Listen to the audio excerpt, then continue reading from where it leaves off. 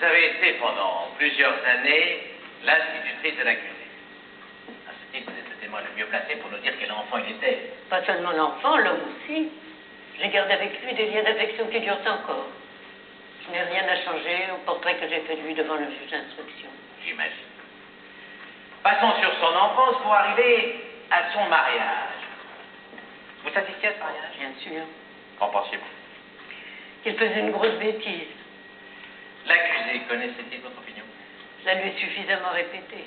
Et néanmoins, passez outre.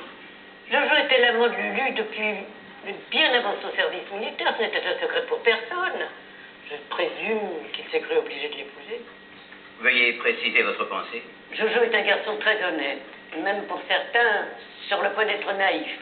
Elle, Lulu, était capable de tout pour arriver à ce qu'elle souhaitait. Elle a dû trouver les arguments qu'il fallait. Par exemple, qu'elle était enceinte.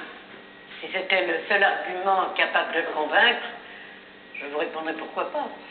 Mais c'est à Jojo qu'il faut le demander. Et il a déjà répondu. Le ministère public désire-t-il interroger le témoin? Je vous remercie, Monsieur le Président. L'accusé vous faisait souvent des confidences, madame. Il avait en vous, de son propre aveu, une confiance absolue. Vous a-t-il jamais dit qu'il avait épousé Lucienne Pécou parce qu'elle était enceinte de lui? Non, pas dans ces termes. L'avez-vous entendu dire par quelqu'un d'autre? Je n'écoute pas les racontars. Donc, quand vous évoquez cette grossesse comme un argument pour se faire épouser, ce n'est qu'une supposition imaginaire. Monsieur l'avocat général, je vous ferai remarquer deux choses. Un, ce n'est pas moi qui ai évoqué cette grossesse, mais Monsieur le Président. Je ne fais que répondre à sa question. Deux, soi-disant vous offenser, la formule supposition imaginaire est non seulement discourtoise à mon égard, mais ce qui est plus grave pour la vieille enseignante que je suis, ressemble fort à un pléonasme. Du calme, du calme. Ah non, du calme. Si je vous ai paru discourtois, madame, je vous prie de m'en excuser. Pour la leçon de français, je vous remercie. Et je demanderai au greffier de rayer imaginaire dans son registre. Si Monsieur le Président le permet, ça va de soi. Faites. Alors, Monsieur l'avocat général, avez-vous encore des questions à poser aux témoins? Non, Monsieur le Président. Bien. Madame la Cour vous remercie. Vous pouvez vous retirer. Vous jurez, n'est-ce pas, de dire la vérité, toute la vérité, rien que la vérité? Enfin, mais ça se demande même pas, ça. Mais si, justement, ça se demande. Alors, je le jure, voilà. Je le jure, comme tous les menteurs qui sont venus s'appuyer sur ce petit balcon. Et ça, je vous dispense de vos réflexions. Pas bien reçu ici, hein. Je ferais ça à ma clientèle, franchement, moi, j'aurais personne. Bien. Vous êtes bien propriétaire du café de la place? Oh, je m'en cache pas. Je peux le jurer aussi, ça peut vous faire plaisir, hein. Non. Une fois suffit. Le dénommé Jojo Braconnier, était-il de vos clients? Bien sûr, un peu cher, mais tous les jours, il venait pas de son petit galopin. Hein, Jojo? Galopin. Des galopins? Oui. Petit demi-paché, dans un boc. Un boc. Un petit verre, enfin, galopin, quoi. Je ne connais pas. Vous connaissez? Étiez-vous au courant des démêlés de Braconnier avec son épouse? Des démêlés? Oui. Mon Dieu, vous appelez ça des démêlés, vous? Mais des horreurs!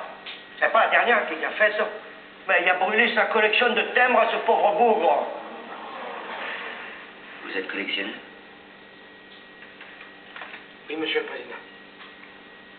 Depuis longtemps? Déjà tout petit, parce que ma maîtresse m'avait donné un classeur, et puis moi je demandais les timbres des lettres à tout le monde. Et ensuite? Quand j'ai eu des économies, je me suis acheté des timbres neufs, avec la gomme intacte, enfin des beaux timbres qui font rêver, quoi. Puis je me suis surtout acheté le vrai album. Oui, vert et or, là. Oui. Un album à anneaux ou à barre rotative?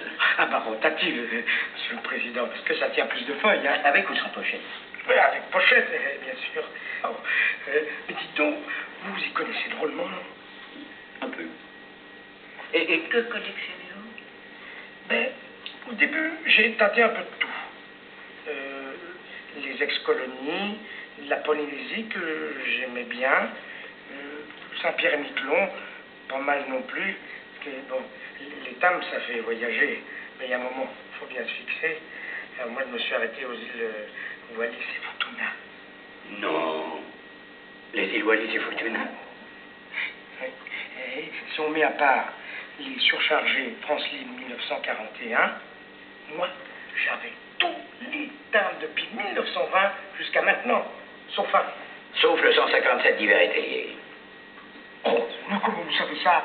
Ah, figurez-vous que j'ai eu beaucoup de mal à me le procurer moi aussi. C'est pourtant pas un timbre très coté. Oui, mais parce qu'il fait partie d'une série, monsieur le président. Il fait partie d'une série, alors s'il vous manque, il faut racheter la série tout entière. Bien sûr, bien sûr, bien sûr.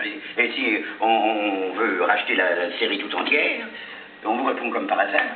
Il n'y a pas de 157. Alors là, ça fait...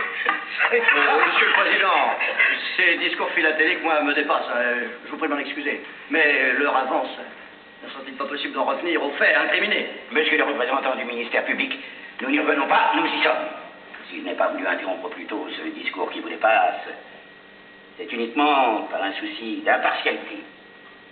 Je désire que, mesdames et messieurs les jurés, comprennent toute l'importance qu'avait ces timbres pour l'accusé.